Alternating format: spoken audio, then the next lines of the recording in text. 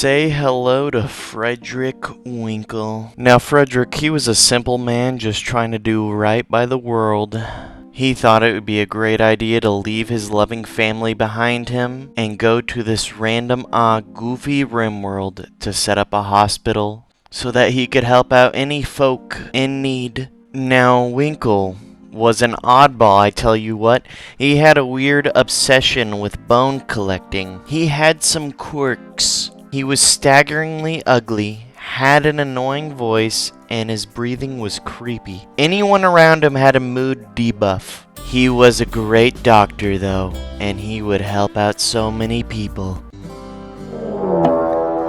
That was until Winkle got raided by a Wookiee on his second night on the Rimworld. No biggie. Winkle had a charge rifle and could defend himself against this Wookiee.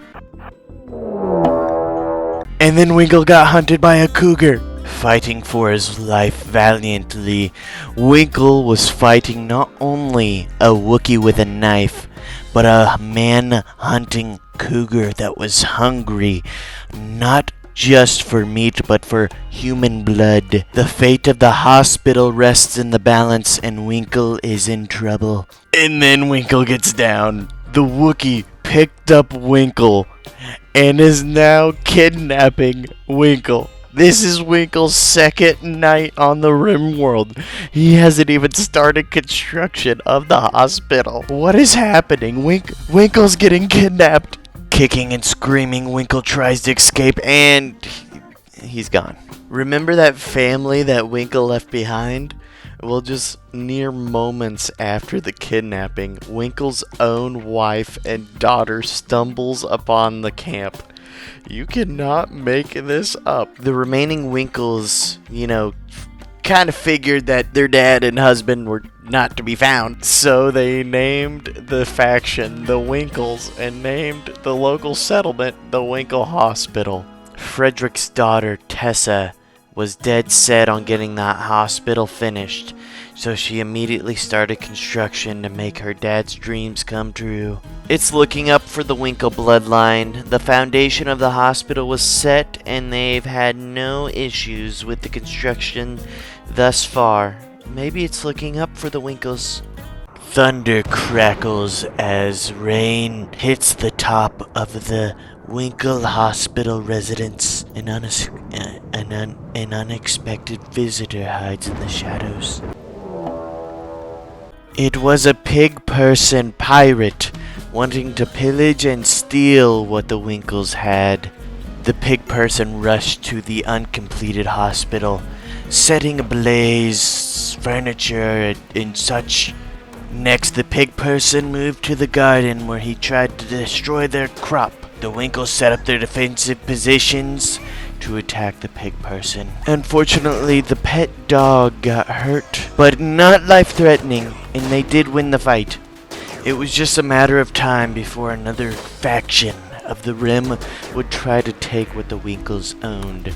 With this sense of urgency, they hunted, they tried to finish construction, and they cooked a lot of food.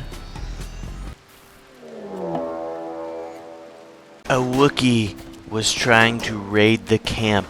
And I'm going to be honest, Mrs. Winkle doesn't really like Wookiees after what they did to Mr. Winkle. Now, they had this little firefight in front of this pond, or lake, or whatever, and I'm telling you what, they're like stormtrooper aim. None of them could hit their shots. They were just firing back to back, missing everything. It was wild. Naturally, the first thing that Mrs. Winkle did was start abusing product around camp. The Wookiee got voluntold that he had to work for the Winkle Hospital for free as a worker. It happened again. Surprise, surprise. Another raider is at camp. And the first thing our unpaid volunteer on his unpaid shift did was get drafted into the hospital army. Thanks to the generous free labor donation of the Wookiee, the hospital is finally complete. That means the Winkles can start accepting patients from the Rimworld. Now, this whiner over here complained about, unsafe work conditions, and he kinda revolted, so we threw him in the slammer. Now, things were pretty calm at the Winkle Hospital, not gonna lie. There was a minor prison break, and the Wookiee may have accidentally gotten killed in the riot. But Mrs. Winkle was just clearly defending herself. That aside, we got our first patient of the Winkle Hospital, and he has blood rot. That's right, he has blood rot. How are we gonna cure that? We slapped a band-aid on that blood rot guy, and he gave us 10 coins, and I guess he was satisfied. There's this patient that had an infection on her arm, so we chopped it off. And it was successful. Word of the Winkle Hospital is spreading like wildfire. I tell you what, there was a massive raid that happened nearby, and we didn't have enough beds for all the patients that needed care from the Winkle Hospital. Also, we had 2 new colonists, Fu and May. They helped out, and then tragedy struck the hospital. You see, because of the sheer amount of patients the Winkle Hospital had, they weren't able to provide themselves food or the patients.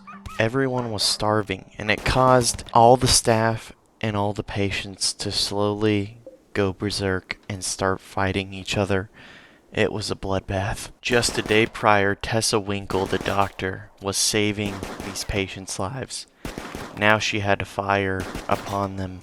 They've gone mad, they've gone berserk, and they are attacking everyone they see. And then the unthinkable happened. Mrs. Winkle gone berserk and started attacking her own daughter, Tessa. Everyone was going crazy due to the lack of food. One of the patients had explosives on him. When he died, it blew a hole right into the hospital. The final patient rushes out of the hole in the hospital, charging at Tessa Winkle. Tessa guns him down, and she hits her breaking point. She goes berserk. Tessa attacks Fu. Fu was just recruited hours before the tragedy. Fu kills Tessa and leaves the camp, being the sole survivor of the Winkle Hospital tragedy. Thank you for all the channel members for being a member on the channel. If you want your name on this board, then become a member today. Also, this video was really fun to make. I haven't really made a video like this before. If you guys want to see more of this content, leave a like, drop some comments. I had a good time.